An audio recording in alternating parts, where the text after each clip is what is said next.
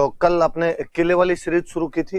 मैंने बताया था कि 6 किले हैं जिनको यूनेस्को की वर्ल्ड हेरिटेज लिस्ट में शामिल किया हुआ है, जिनमें से 4 किलों के बारे में हम पढ़ चुके थे। एक गागरोन, एक चित्तौड़गढ़, एक कुंभलगढ़ और एक रणथंभौर। उसी सीरीज को आगे बढ़ाते हैं। हम एक किले के बारे में पढ़ेंगे, आमेर। मेरे से यदि कोई पर्सनली पूछे कि राजस्थान में सबसे सुंदर किला कौन सा है, तो यकीनन आमेर है। आमेर बहुत सुंदर बना हुआ किला है। बाकी बहुत पुराने किले हैं। देखो, 2 चीज हुआ करती थी, एक होता किला, एक होता महल। किला सुरक्षा की दृष्टि से बनाया जाता था, महल उपयोगिता की दृष्टि से बनाया जाता था। किले में सिक्योरिटी का पॉइंट ज्यादा होता था, महल में यूटिलिटी एंड ब्यूटी का पॉइंट हुआ करता था। 2 अलग अलग चीजें हैं, है ना। तो किले हमेशा सुरक्षा के लिए बनते, इसलिए मोटी दीवारें बनाओ, उनके अंदर ऊंचाई पे बनाओ, उबड़ खाबड़ रास्तों पे बनाओ, बुर्जें बनाओ बड़ी बड़ी, अंदर सुंदरता के नाम पे उनमें कुछ भी नहीं हुआ करता था। महल रहने के लिए बनाता था राजा खुद के, इसलिए बहुत सुंदर हुआ करते थे। आमेर का किला कुछ ऐसा ही है, वो किला है पर महल की आकृति के अंदर बना हुआ है। एक तो बात यही याद रख लेना जो मैंने बताई वही। कोई पूछे राजस्थान का कौन सा किला महल की तरह बना हुआ है,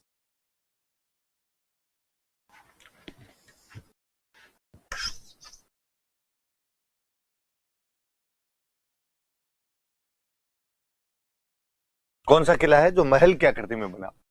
तो महल की आकृति में बना हुआ कोई किला है तो वो कौन सा है? आमेर का किला। बहुत सुंदर, वाकई बहुत सुंदर। आप कभी आइए तो आमेर का किला देख के पक्का जाना आप। एक रीजन भी है कि ये महल की आकृति में क्यों बना दिया गया। तो इस किले का निर्माण मानसिंह ने करवाया था। हालांकि कहते हैं कि काकिल देव ने जब यहां पर कब्जा किया था तो छोटा मोटा किला था, यहां पर छोटी मोटी गढ़ी रही होगी, इसलिए इसका नाम काकिलगढ़ भी है।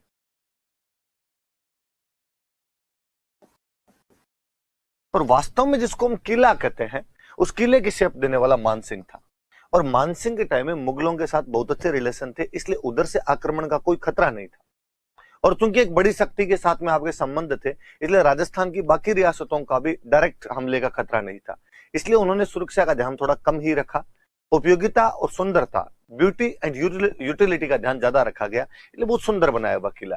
तो महल आकृति में बना हुआ है, मानसिंह के टाइम बनाया गया था। चूंकि अपने पढ़ रहे हैं मुगलों के साथ अच्छे संबंध थे, तो राजस्थान के किसी किले पर सबसे अधिक मुगल प्रभाव दिखाई देता है, मुगल इन्फ्लुएंस दिखाई देता है, तो वो यही किला है। इस किले पर बहुत शानदार वाला मुगल प्रभाव दिखाई देगा आपको। अच्छा, और पर राजा महाराजा फिर भी डरा करते थे, लगता कि यार खुदा ना खास्ता बाहर वाला तो हमला नहीं करे, खुद का ही कोई भाई भतीजा यहाँ के अंदर सल्टा के चला जाए तो क्या करेंगे। तो कहा किले के अंदर बंदा मर्जी से आ सकता है, लेकिन बाहर अपनी मर्जी से नहीं निकलेगा। आमेर के किले में भूल भुलैया है।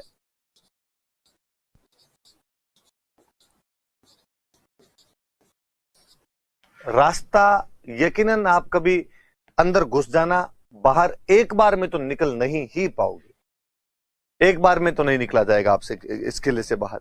ऐसी भूल भुलैया बनी हुई है कि आप अंदर घुस जाते हो लेकिन बाहर नहीं निकला जाता आपसे। तो कोई पूछे कि राजस्थान के कौन से किले में भूल भुलैया बनी हुई है, तो राजस्थान का वो जो किला है वो कौन सा किला है? आमेर का किला।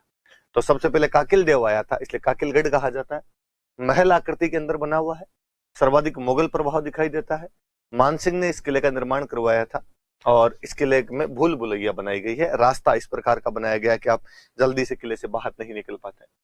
अब आप देखो, प्रोल का चित्र लगाया मैंने, गणेश प्रोल, क्या सुंदर नक्काशी की हुई है, कितने सुंदर पेंटिंग बनाई हुई है इसके ऊपर। देखो दीवाने आम, ये अब देखो ये मुगल प्रभाव है।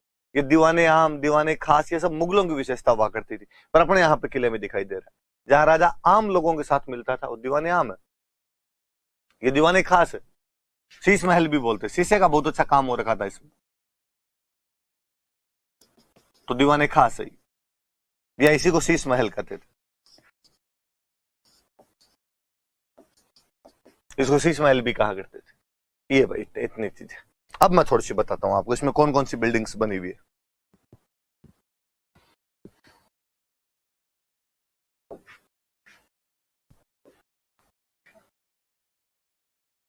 बिल्डिंग्स कौन कौन सी इसमें?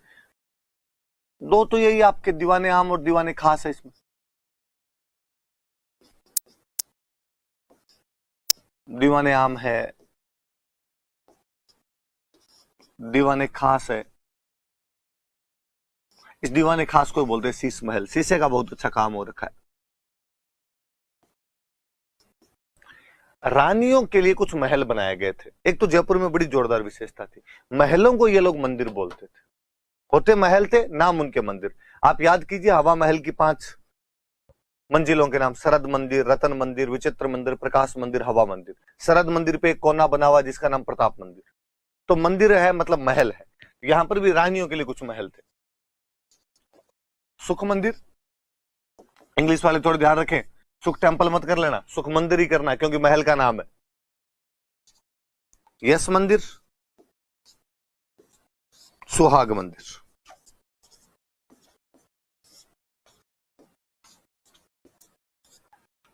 मुगलों की एक विशेषता हुआ करती थी कि कोई इमारत बनाते उसके आगे बगीचे लगाते थे। 4 बाग से ली 4 बगीचे एक साथ लगा दिए जाते थे। इसके बाहर भी बगीचे बने हुए। बगीचा है दौलाराम का बाग,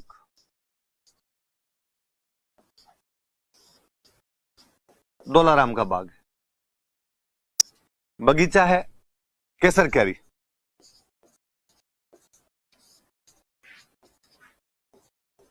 केसर कैरी बगीचा है। बाहर एक पानी का जलाशय है माउठा,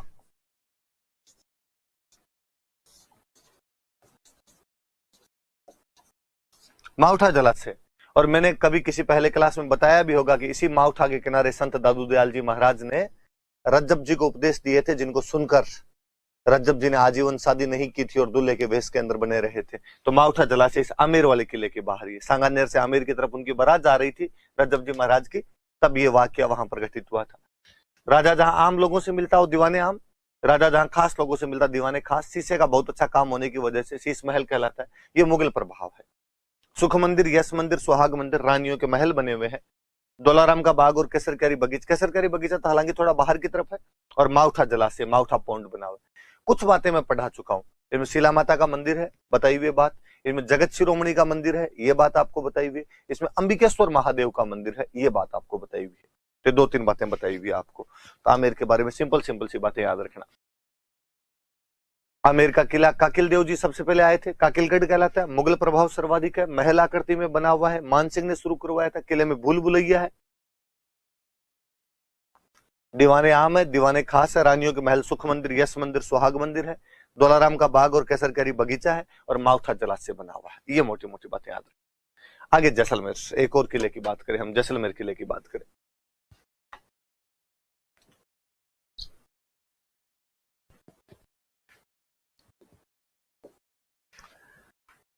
फिर मेरी कुछ बात बताई हुई कि 1155 में जैसल इस किले का निर्माण करवाता है। भाटी राजा हुआ था जैसल, उसने किले का निर्माण करवाया था। त्रिकुट पहाड़ी है,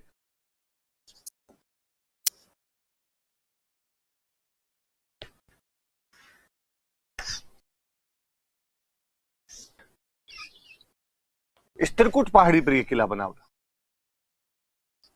तो बात पे गौर करना आप। जब मैं कहता हूं त्रिकुट पहाड़ी है तो एग्जैक्टली मैं ये बोल रहा हूं 3 कूंट की पहाड़ी है।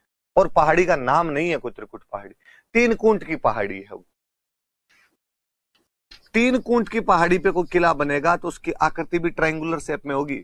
तो त्रिभुजाकार आकृति में किला बना हुआ है, त्रिभुजाकार आकृति में बनाया गया किला है। तो ये याद रखना कि जैसलमेर का जो किला है वो किस आकृति के अंदर बनाया गया, तो त्रिभुजाकार आकृति के अंदर किला बनाया गया है। 1155 में जैसल ने किले का त्रिकुट पहाड़ी पर निर्माण करवाया था, इसलिए त्रिभुजाकार आकृति के अंदर बना हुआ किला है। हम अपनी तारीफें करते हैं तो हम कहते हैं कि जैसलमेर का किला आप दूर से देखो तो इस प्रकार लगता है जैसे शेर अंगड़ाई ले रहा है, अंगड़ाई लेते शेर के समान दिखाई देता है।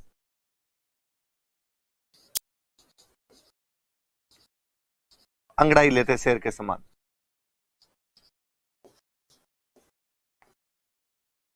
दिखाई देता है ये किला। किसी ने कहा यार थोड़ा ज्यादा ना हो गया, अंगड़ाई लेता शेर तुम कब देख के आए? तो हमने कहा चलो तो हम दूसरा बता देते हैं। दूर से देखो तो ऐसे लगता है जैसे कोई जहाज समुद्र के बाहर अपने लंगर डाल के खड़ा हो। ये जहाज अभी अभी बंदरगाह पे लौटा है, अपनी रस्सियां उतारी है उसने, लंगर खोले हैं, समुद्र के पास में खड़ा है। किसी ने कहा समुद्र, तुम्हारे जैसलमेर में समुद्र कहां से आ रहे? हमने कहा रेत का। तो दूर से देखने पर रेत के समुद्र में खड़े लंगर डाले जहाज के समान दिखाई देता है, रेत के समुद्र में।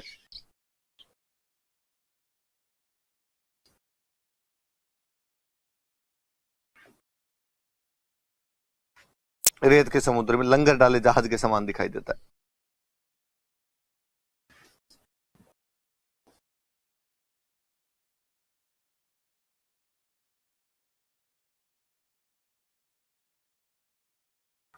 हम कहते हैं साहब पीले पत्थर है, और पीले पत्थर सूरज की रोशनी में चमकते हैं बहुत शानदार वाले, इसलिए गोल्डन फोर्ट है, स्वर्णगिरी का किला।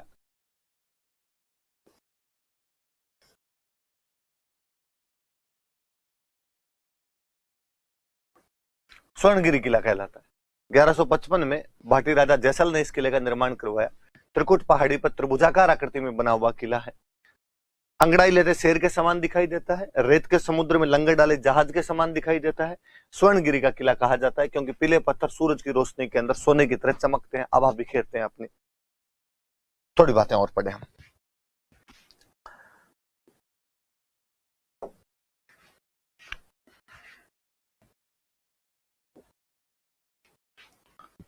ठेठ बॉर्डर पे बना हुआ है। अबुल फजल कहता है कि वहां जाने के लिए आपके पास पत्थर की टांगे होनी चाहिए। शरीर कीजिए काठ कान, पग कीजिए पाषाण, कोई बख्तर कीजिए लोहे कौन, तब पहुंचे जैसाण।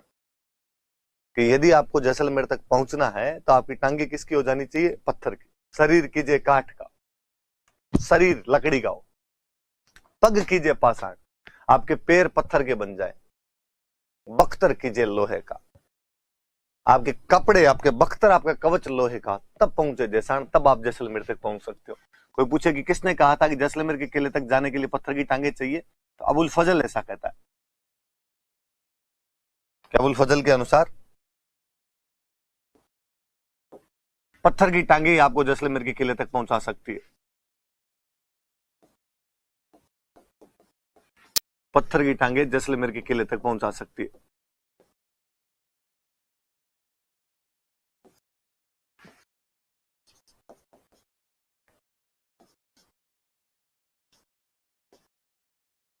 ऐसा कौन कहता है? अबुल फजल कहता है। कहते हैं इस किले के निर्माण में चूने का उपयोग नहीं किया गया था। लाइम जो है उसका प्रयोग नहीं किया गया।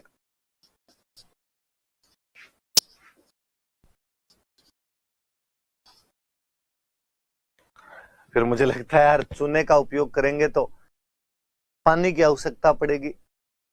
पानी कहां से लाएंगे जैसलमेर के अंदर?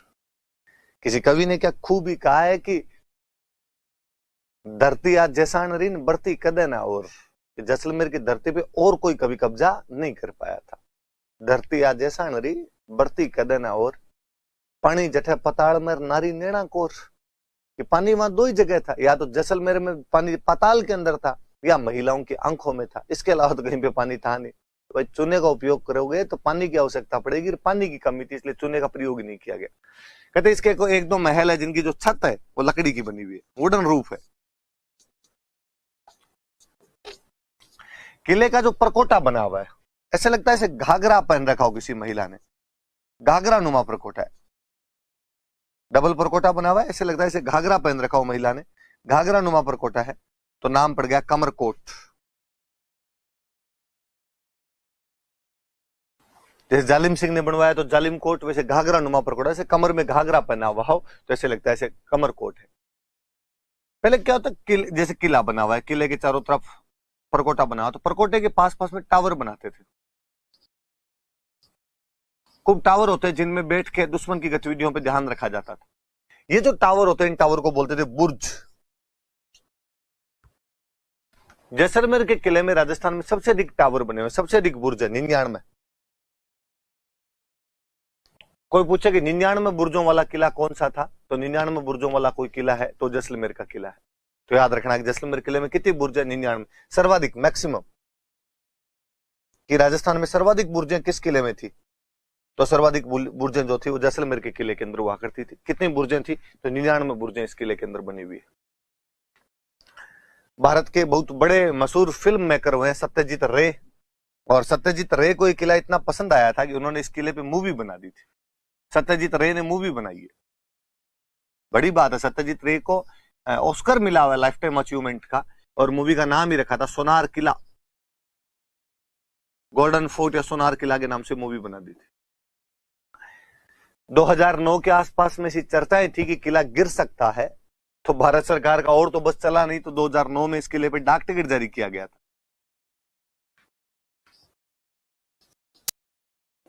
मुझे अब भी याद आता है कि 2009 के आसपास जब ये खबरें थी कि किला गिर जाएगा, तो हमारे एक सीनियर हुआ करते थे, वो अक्सर बोला करते थे कि यार जैसलमेर के बारे में एक दुआ है कि गढ़ दिल्ली, गढ़ आगरोन, अरगढ़ बीकानेर, कोई भलो चिणायो भाटियान, सिरागढ़ जैसलमेर।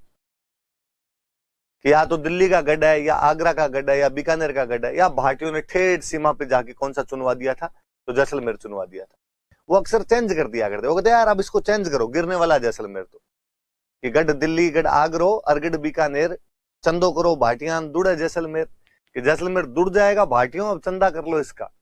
पर जैसलमेर दुड़ा नहीं है अभी तक, वैसे वैसे अपने शानो शौकत के साथ खड़ा है। पुराने वालों ने भगवान जाने क्या कारीगरी दिखाई है।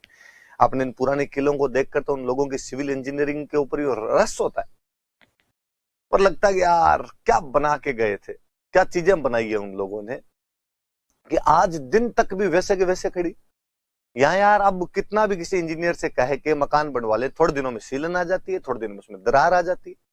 लेकिन ये यार कोई गिरने का नाम नहीं ले रहे, कोई अपने आप में कहीं दरारें नहीं है इनके अंदर, कभी नहीं लगता कि ये गिर जाएंगे, ऊपर जर्जर हो गए, नहीं, उसी ठाट के साथ खड़े। और सबसे बड़ी यार, इतने ऊंचे पहाड़ पे बाटे लेके कैसे गए आप लोग, इतने ऊंचे पहाड़ पे बनाया कैसे गया होगा। तो वास्तव में अद्भुत परिश्रम किया था उन लोगों ने। रेगिस्तान को नकलिस्तान बनाने वाले अपने वो कोई लोग थे, तो वाकई इस मामले में तो धुरंधर रहे होंगे वो लोग। तो डाक टिकट जारी कर दिया गया था इस किले में। इस किले में एक जिनभद्र सूरी भंडार है।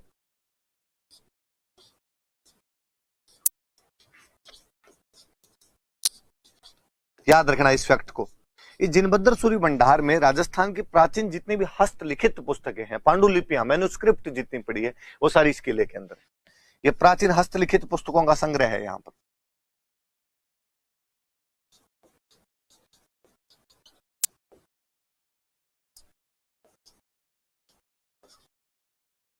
प्राचीन हस्तलिखित पुस्तकों का संग्रह है। पार्श्वनाथ जैन मंदिर है।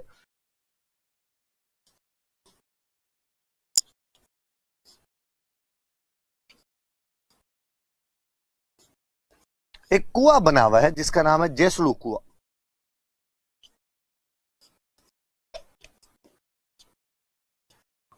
कुएं का नाम क्या है, तो कुएं का नाम जैसलू कुआं। ऐसा कहा जाता है कि जैसलू कुआं तो इसलिए कहते हैं कि सबसे पहले जैसल आया था जैसलमेर में, तो जैसल के नाम पर इस किले का नाम जैसलू कुआं पड़ गया। बाकी ऐसी पौराणिक कहानी है, माइथोलॉजिकल कहानी है कि भगवान कृष्ण और अर्जुन एक बार घूमते हुए यहाँ पर आए थे, और जब कृष्ण और अर्जुन घूमते हुए आए तो अर्जुन को प्यास लगी। अर्जुन ने भगवान कृष्ण को कहा, भगवान को बिस्लेरी की व्यवस्था कर दो, थोड़ा ठीक रहे। तो भगवान ने अपना सुदर्शन चक्र घुमाया, सुदर्शन चक्र घुमा के यहां से पानी निकाल दिया। अर्जुन ने प्यास बुझाई कुएं के पानी से। अर्जुन ने फिर कहा कि भगवान बंद कर दो। अब अपने तो इतनी दूर रेगिस्तान में आ गए, बाकी यहाँ रेगिस्तान में कौन आएगा। भगवान कृष्ण बोले कि नहीं अर्जुन, एक दिन जो मेरे वंशज होंगे वो यहाँ पर आएंगे, और जब मेरे वंशज यहाँ पर आएंगे तब वो यहाँ का पानी पिएंगे। और हमें यदि उस बात को माने तो भाटी भगवान कृष्ण के वंशज हैं। कालांतर में भाटियों ने उस जगह पे राज किया था, राज किया तो वो कुआं उनके काम भी है। फिर मुझे लगता है कि यार भगवान कृष्ण यहाँ पे शैतानी कर गए। भगवान कृष्ण चाहते तो ये कुआं अमेरिका यूरोप में भी खोद सकते थे, वो तो भगवान थे कहीं खोद सकते थे। अमेरिका यूरोप में खोदते तो भाटी राज कहाँ करते, अमेरिका यूरोप में। ठेठ जैसलमेर में खोद के गए यार, वंशजों को यहीं भेजना था, कोई ढंग की जगह ही भेज देते। तो भगवान है भाई, जो कर गए वो ठीक है, ऐसे चला। तो थोड़ा ये बात याद रखना आप ना। मैं वापस एक बार देखो रिकॉल करवाऊं आपको कि ये 1155 में जैसल ने इस किले का त्रिकुट पहाड़ी पर निर्माण करवाया था। त्रिभुजाकार आकृति में है, दूर से देखने पर अंगड़ाई लेते शेर के समान दिखाई देता है, या रेत के समुद्र में लंगर डाले जहाज के समान दिखाई देता है।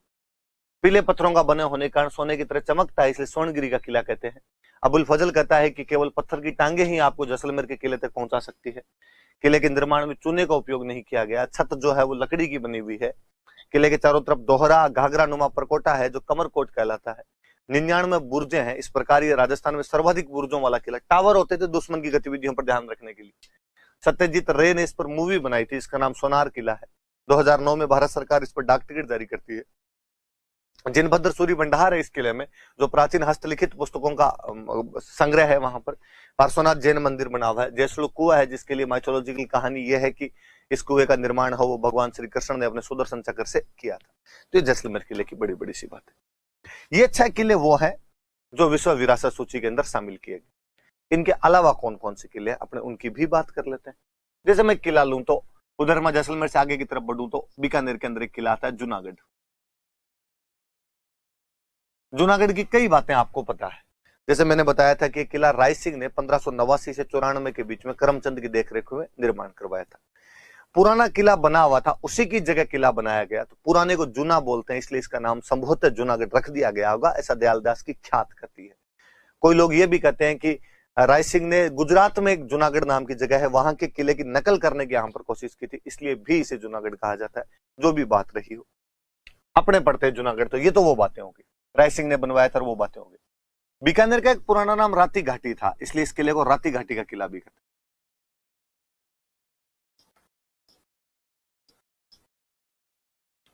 राती घाटी का किला भी कहा जाता है।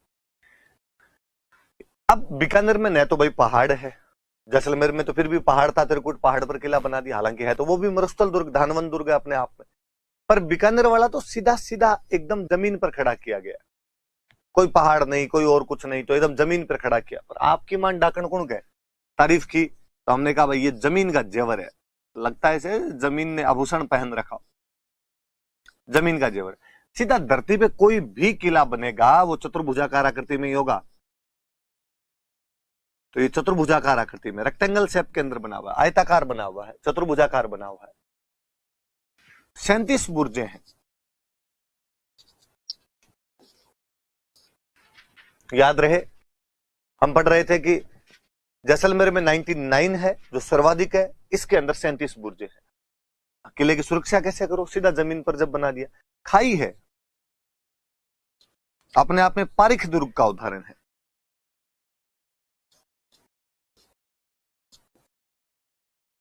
पारिख दुर्ग बनाया गया है, पारिख दुर्ग का उदाहरण है। तो राती घाटी का किला कहते हैं, जमीन का जेवर कहलाता है, चतुर्भुजाकार आकृति में बना हुआ है, 37 बुर्जें हैं इसमें, चारों तरफ खाई है, पारिख दुर्ग कहते हैं। एक याद रखना, राठौड़ों के जो भी किले हैं उनको चिंतामणि किले कहा जाता है, गढ़ चिंतामणि कहा जाता है। वो भले जोधपुर का मेहरानगढ़ हो या वो बीकानेर का जूनागढ़ हो, तो गढ़ चिंतामणि कहलाता है। राठौड़ों के किलों का नाम ही था कि उन्हें चिंतामणि किले बोलते थे। चिंतामणि नक्षत्र होता है, राठौड़ों का शुभ नक्षत्र माने गए, तो गढ़ चिंतामणि। तो ये मेहरानगढ़ वाले को भी गढ़ चिंतामणि कहते हैं, इस बीकानेर वाले जूनागढ़ को भी गढ़ चिंतामणि कहा जाता है। 2-3 अच्छे अच्छे इमारतें बनी हुई। चलो इमारतें अगले पेज पे लिखो।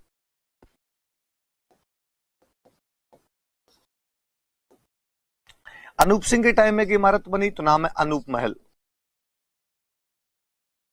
और फिर बीकानेर के राजाओं का राज तिलक हमेशा यही करते थे, कोरोनेशन सेरेमनी हमेशा इस अनूप महल में हुआ करती थी। एक बना हुआ है हरमंदिर, एक बना गंगा विलास महल। ये गंगा विलास महल तो बहुत अच्छा, गंगा सिंह के टाइम का है, इतनी अच्छी नक्काशी की हुई अंदर, इतने अच्छे भित्ति चित्र बने हुए हैं, तो गंगा विलास महल याद रखें। वैसे भी याद रह जाएगा, गंगा सिंह बीकानेर का राजा था, तो गंगा विलास महल कहां बनेगा, बीकानेर में बनेगा। अनूप सिंह बीकानेर का राजा था, तो अनूप महल कहां बनेगा, बीकानेर में बनेगा। राज तिलक वहां पर किए जाते थे, हर मंदिर बना हुआ। 3-4 बातें, ज्यादा कोई बड़ी बातें हैं नहीं, कुछ बातें हमने पढ़ी ली थी। एक बात हम पढ़ी लेते हैं कि जयमल फत्ता की मूर्तियां लगी हुई है, प्रशस्ति है जो जयिता ने लिखी थी, वो सारी बातें अपने को पता है। तो राती घाटी का किला कहते हैं, जमीन का जेवर कहा जाता है, गढ़ चिंतामणि किला कहा जाता है, चतुर्भुजाकार आकृति में 37 बुर्जे हैं, चारों तरफ खाई है, इसलिए अपने आप में किसका उदाहरण है, तो पारिख दुर्ग का उदाहरण।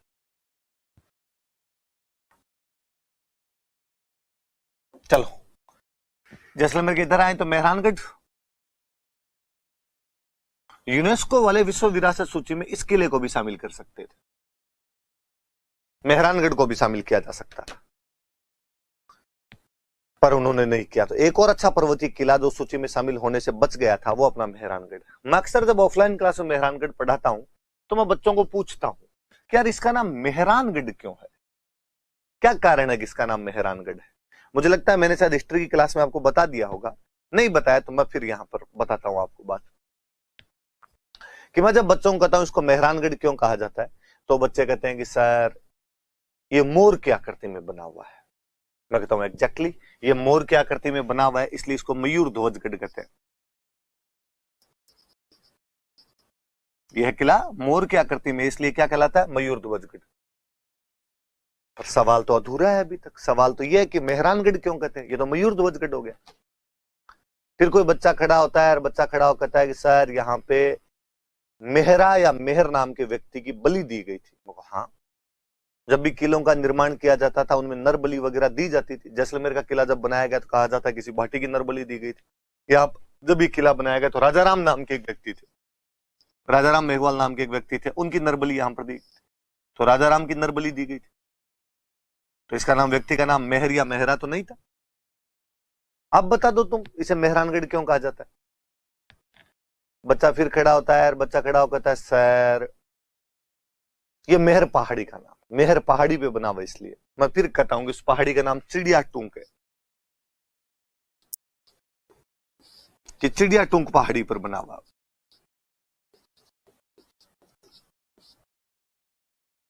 मतलब वापस बताता हूं कि जोधा जब 1453 में आंवल बावल की संधि करके मंडोर आ जाता है, उसके बाद जोधा को लगता है यार मंडोर सुरक्षित स्थान नहीं है, किसी सेफ जगह पर तो अपने को जाना पड़ेगा।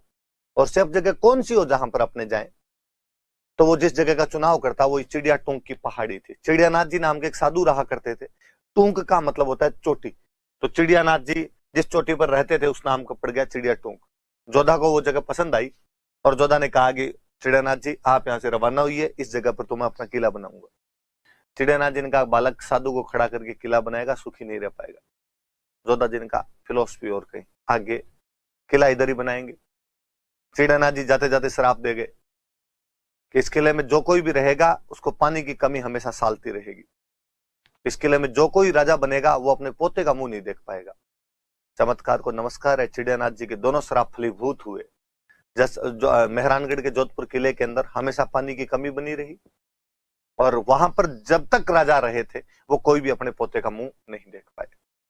हालांकि जब मैं ये बात कहता हूं तो क्लास में कोई ना कोई बच्चा बोल ही जाता है सर अब देख लिया, अब देख लिया। आप में से भी हो सकता है जब मैं ये बात बोल रहा था ठीक पहले तो आपके मन में भी ठीक यही ख्याल आ रहा होगा कि सर इसका मतलब आपको पूरी जानकारी नहीं है, अब जो राजा है उन्होंने पोते का मुंह देख लिया है। मैं फिर क्लास में बच्चों को कहता हूं कि देखिए पहले तो मैंने कहा था कि जब तक इस किले के अंदर कोई रहेगा तब तक पोते का मुंह नहीं देख पाएगा। किले के अंदर रहना राजाओं ने बहुत पहले बंद कर दिया था, उम्मेद पैलेस बना लिया था, उम्मेद पैलेस में रहने लग गए थे। बात जहां तक रही अब की, तो अब लोकतंत्र है, अब राजा नहीं होते हैं।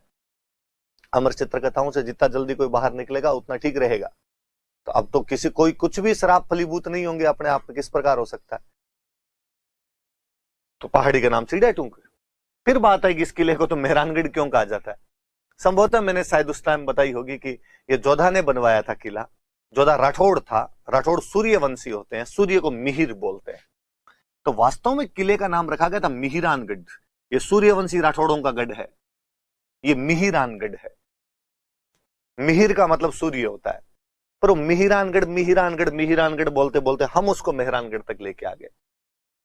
चिड़ियानाथ जी ने जब श्राप दिया कि यहां पर पानी की कमी रहेगी तो जोधा जी के एक हाड़ी रानी हुआ करते थे जसमा दे, उन जसमा दे ने यहां पर एक तालाब बनवा दिया था, रानीसर।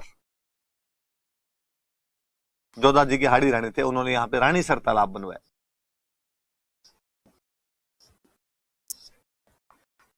राव गंगा की एक रानी वे थे पद्मा कुमारी, उन्होंने यहां पे तालाब बना दिया पद्मसर। यार कम से कम ये पानी की कमी तो नहीं रहने देंगे। एक अंग्रेज खूब लंबे समय तक यहां पर रहकर गया था, रुडयार्ड किपलिंग। मैं फिर आपको जब राव सिंह की कहानी सुनाता हूं तो रुडयार्ड किपलिंग की कई बातें बताता हूं आपको। रुडयार्ड किपलिंग वह अंग्रेज था जिसको 1907 में उसकी पुस्तक जंगल बुक के लिए नोबेल पुरस्कार मिला था। पहला अंग्रेज जिसको साहित्य का नोबेल मिला था रुडयार्ड किपलिंग था। इस किले में अपना एक लंबा समय गुजारता है तो रुडयार्ड किपलिंग कहता है कि यार इस किले का निर्माण मनुष्य ने तो नहीं किया, ये किला देवताओं तथा परियों के द्वारा बनाया गया है, made by angels and deities. ऐसा यदि कोई बंदा कहता है तो वो बंदा कौन है? Rudyard Kipling. इसके अनुसार इस किले का निर्माण किसने किया है? देवताओं और परियों ने। यार मिनकों से तो ऐसा किला आज बने न कल बने। ये किला सूर्यवंशी राठौड़ों द्वारा बनाया गया इसलिए मिहिरानगढ़ कहलाता है।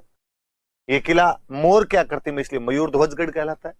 इसके निर्माण के समय राजाराम मेघवाल नामक व्यक्ति की नरबली दी गई थी यहाँ पे। ये चिड़िया टूंक नाम की पहाड़ी पर बना हुआ है। चूंकि राठौड़ों के किले चिंतामणि गढ़ कहलाते थे इसलिए इसे गढ़ चिंतामणि भी कहा जाता है।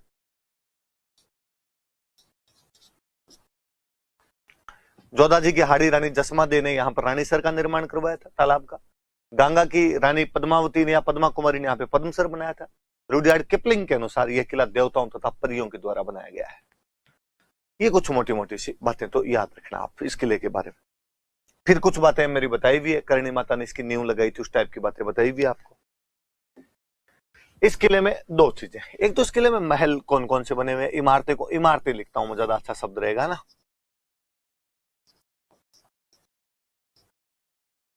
इमारतें कौन कौन सी बनी हुई, एक इस किले में खूब सारी तोपें रखी हुई है, और तोपों के नाम बड़े जोरदार लगते हैं। मैं तो इस किले के जब तोपों के नाम पढ़ता हूं मुझे लगता है क्या प्यारे प्यारे नाम रखे उन्होंने। किलकिला, भवानी,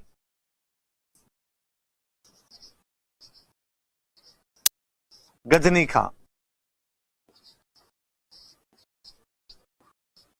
शंभू बाण। ये गजनी खां और शंभू बाण तो अहमदाबाद से जीत के लाए थे। गज्जक, नुसरत, गुब्बारा,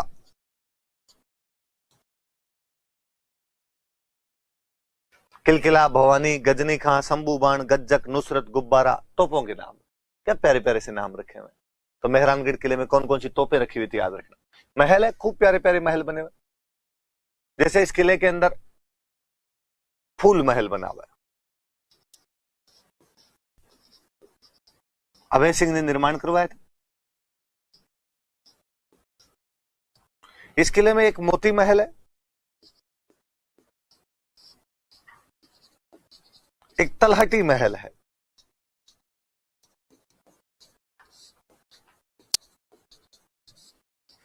सूर सिंह ने निर्माण करवाया था।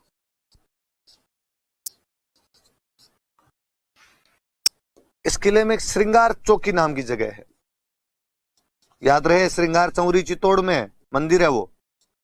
इसका निर्माण तख्त सिंह ने करवाया था, और बाद में रूल साहब आ गए, यहां पे राजाओं का राज तिलक करते थे।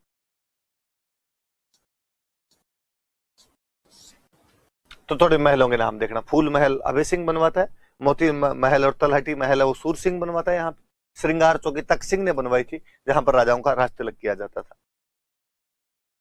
एक मजार बनी हुई है यहाँ पे, भूरे खां की मजार।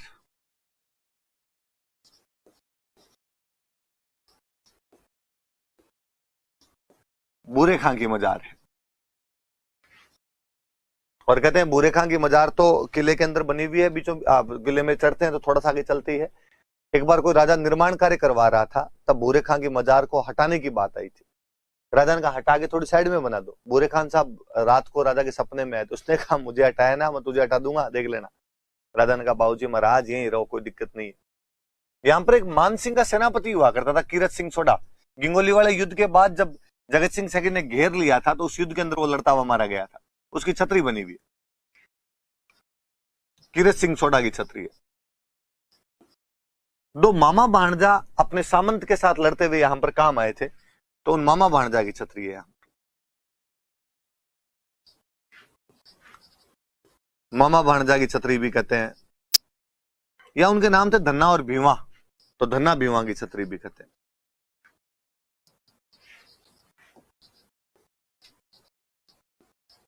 मामा भांजा की छतरी या धन्ना भीवा की छतरी। तो ये भी तीन ध्यान रखना कि भूरे खान की मजार है, कीरत सिंह सोडा की छतरी है, मामा भांजा की छतरी है, या उसको आप धन्ना भीवा की छतरी के नाम से भी जानते हैं। कुछ बातें फिर मेरी बताई हुई। इसमें चामुंडा माता का मंदिर है, मैं पढ़ा चुका हूं ये बात आपको। मैं ये भी पढ़ा चुका हूं कि मान सिंह ने यहाँ पर पुस्तकालय का निर्माण करवाया था, इसको मान पुस्तक प्रकाश के नाम से जानते हैं। तो दो किले बड़े किले हैं भाई, ये भी याद रखना आपने, मेहरानगढ़ वाला और बीकानेर वाला जूनागढ़ जो है। जयपुर का आमेर हमने ले लिया था, मैं एक जयपुर का एक किला और लेना चाहूंगा, जयगढ़। मानसिंह ने आमेर का निर्माण करवाया था, पर मानसिंह इस बात को जानता था कि आमेर में सुरक्षा का ध्यान नहीं रखा जा सकता, तो मानसिंह ने सुरक्षा के ध्यान के लिए जो किले का निर्माण करवाया था वो किला जयगढ़ था। तो जयगढ़ का निर्माण शुरू तो मानसिंह ने करवा दिया था। निर्माण प्रारंभ किसने करवाया, तो मानसिंह ने, लेकिन मानसिंह के टाइम में पूरा नहीं हो पाया था, इसलिए निर्माण पूर्ण किसने करवाया, तो मिर्जा राजा जयसिंह। मिर्जा राजा जयसिंह इसका निर्माण पूरा करवाता है। और मिर्जा राजा जयसिंह ने इस किले का निर्माण पूरा करवाया था, इसीलिए किले का नाम जयगढ़ है। वरना मैं हिस्ट्री में बता चुका हूं कि पहले इस जगह को चील का टोला कहा जाता था, ईगल हिल थी, यहां पर खूब सारी चीलें रहा करती थी। इस किले को वर्तमान स्वरूप यदि किसी ने दिया था, जैसा आज दिखता है, ये यदि किसी ने दिया था तो वो था सवाई जयसिंह।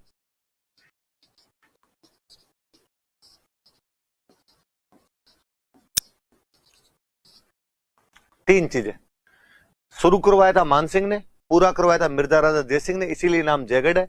वर्तमान स्वरूप किसने दिया था? सवाई जयसिंह।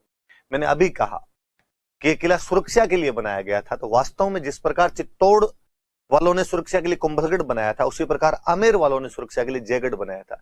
जिस प्रकार कुंभलगढ़ मेवाड़ की संकटकालीन राजधानी थी, उसी प्रकार जयगढ़ आमेर की संकटकालीन राजधानी थी, या आमेर की संकटकालीन राजधानी हुआ करती थी। इमरजेंसी कैपिटल है।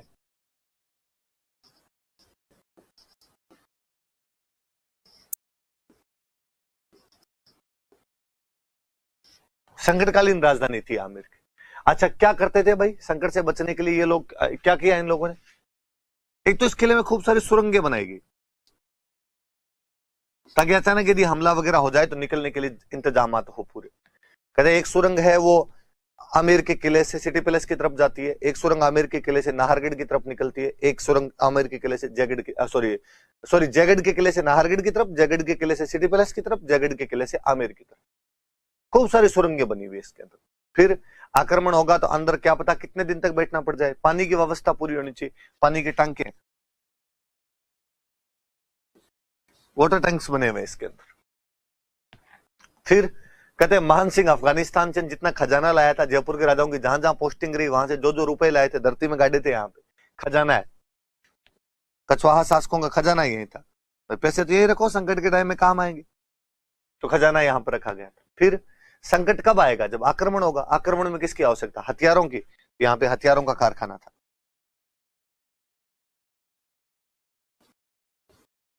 हथियारों का कारखाना रखा गया।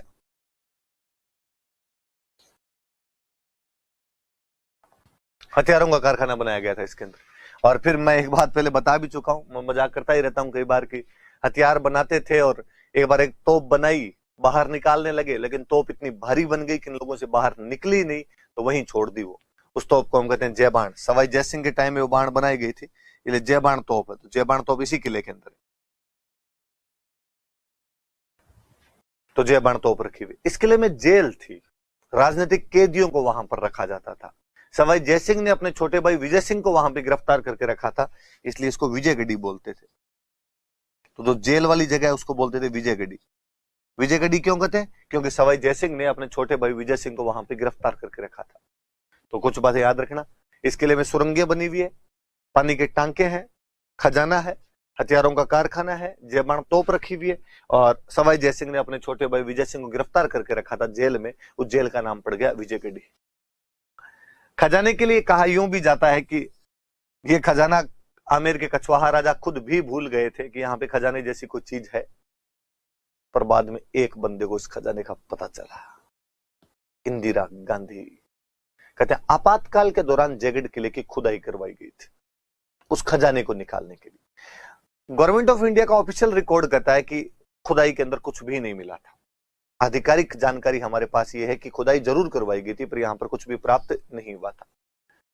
पर कोई जयपुर का लोकल डोकरा होता है, वो बातें बताता है कि भाई साहब 2 दिनों तक दिल्ली जयपुर हाईवे बंद रखा गया था। दिल्ली जयपुर हाईवे पे केवल गवर्नमेंट के ट्रक गए थे और गवर्नमेंट के ट्रक आए थे। जब कुछ भी नहीं मिला तो आपने बाकी गाड़ियों को क्यों नहीं जाने दिया? कुछ भी नहीं मिला तो ट्रक क्या क्या लेके जा रहे थे यहां से? लोग ऐसा कहते हैं कि खूब सारा धन मिला था और इंदिरा गांधी निकाल के ले गई थी। बातों के पंख नहीं होते, भगवान जाने कितनी बातें, जितने मुंह उतनी बातें। क्या हुआ क्या नहीं हुआ, पर इतना याद रहे कि आपातकाल के दौरान राजस्थान के कौन से किले की खुदाई करवाई गई थी, वो किला जयगढ़ है। ये याद रहे आप कि आपातकाल के दौरान एक्सकेवेशन करवा लिया गया था इस जगह का।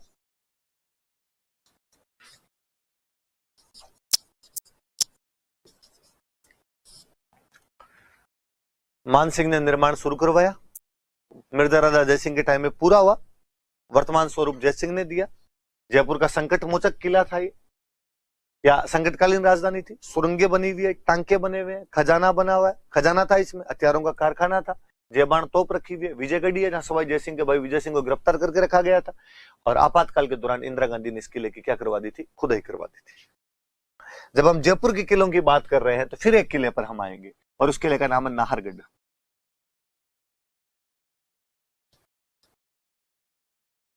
ऐसा कहा जाता है कि यह सवाई जयसिंह ने मराठों से आक्रमण के खिलाफ बनाया था। ये बातें मैं हिस्ट्री में पढ़ा चुका हूं, वैसे आपको हिस्ट्री इतनी लंबी इसीलिए हो गई थी कि वहां पर खूब सारी मैं कल्चर की बातें बता गया था आपको।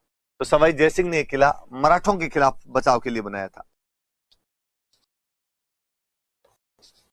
मराठों से बचाव हेतु इस किले का निर्माण करवाया था। किसने करवाया? तो सवाई जयसिंह ने इस किले का निर्माण करवाया था। बचाव करता था इसलिए किले का नाम पड़ा जयपुर का पहरेदार किला।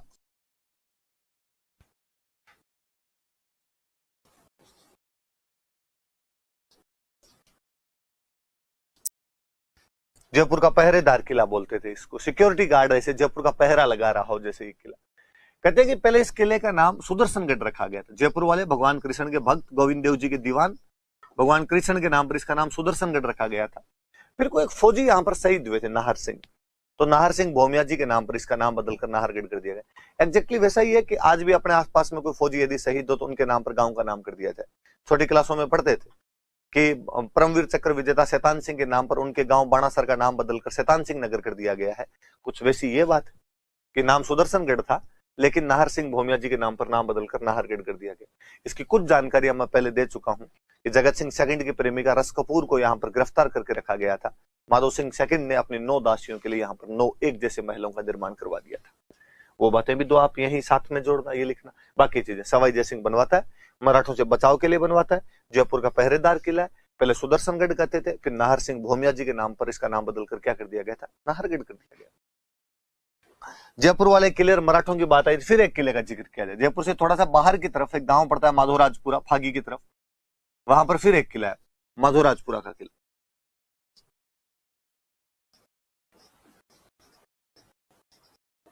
कहते हैं माधो सिंह प्रथम ने मराठों पर जीत के बाद इस किले का निर्माण करवाया था।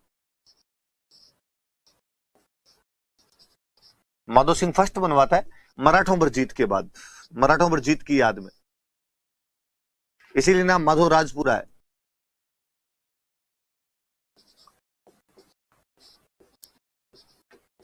एक बात याद रखने वाली है, पास में टोंक पड़ता है आगे, टोंक में अमीर खान पिंडारी हुआ था। अमीर खान पिंडारी की इधर एक ठिकाना हुआ करता था, लावा, लावा पढ़ते हैं, लावा के भाइयों का एक ठिकाना हुआ करता था लदाना, और वहां का कोई एक बंदा था भरत सिंह नरूका, उसके साथ आमिर खान पिंडारी की बन नहीं रही थी। कहते भरत सिंह नरूका एक दिन आमिर खान पिंडारी की बेगमों को गिरफ्तार कर लेता है। हालांकि उनको बेहद सह सम्मान रखा गया था, बहुत अच्छी तरीके से रखा गया था, पर आमिर खान पिंडारी की बेगमों को इसी किले में रखा गया था, माधोराजपुरा के किले में। किसने रखा था? तो उस बंदे का नाम था भरत सिंह नरूका।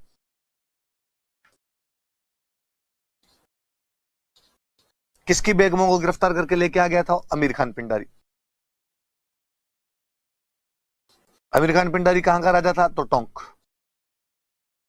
आमिर खान पिंडारी की बेगमों को यहां पे गिरफ्तार कर लिया था उसने।